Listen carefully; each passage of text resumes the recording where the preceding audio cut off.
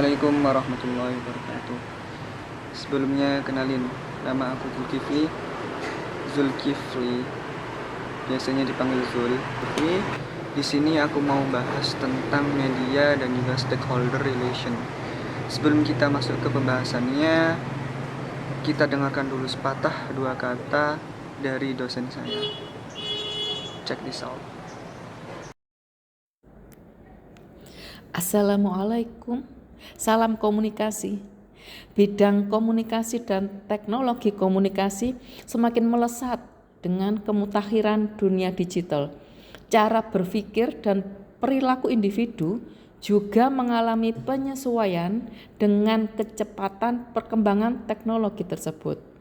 Dampak negatif dan positif juga muncul beriringan dengan lahirnya produk teknologi, karena bagaimanapun teknologi hanyalah sebatas alat atau media.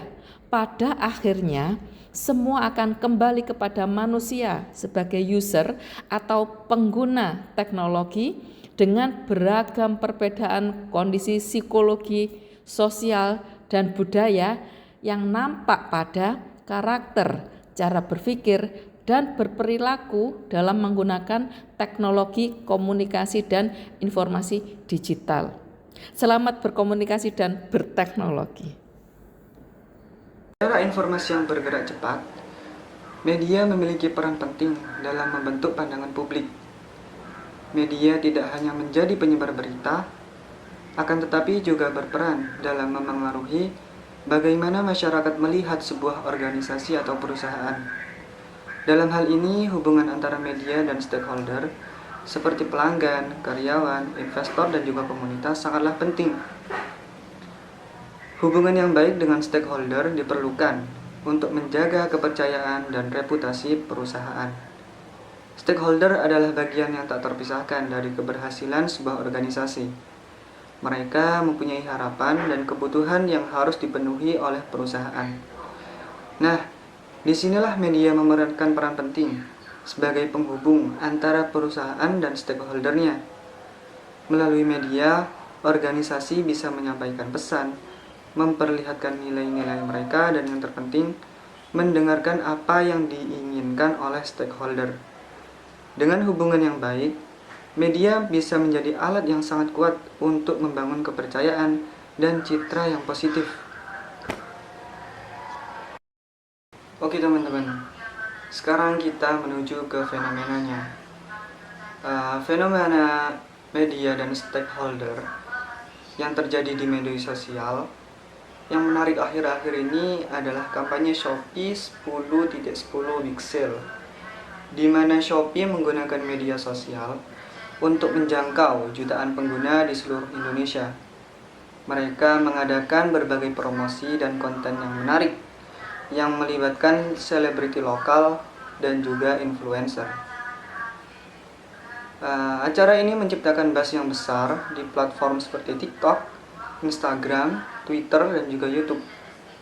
Kampanye ini berhasil menarik perhatian stakeholder, khususnya dari konsumen, dan membangun hype yang positif menjelang hari belanja besar.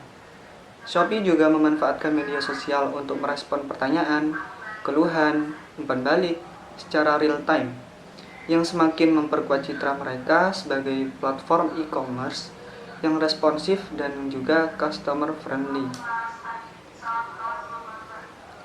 Terdapat juga fenomena terkait media dan stakeholder relation di Indonesia yang sempat marak di pemberitaan online, yakni strategi pengelolaan citra di tengah pemilu tahun 2024 kemarin.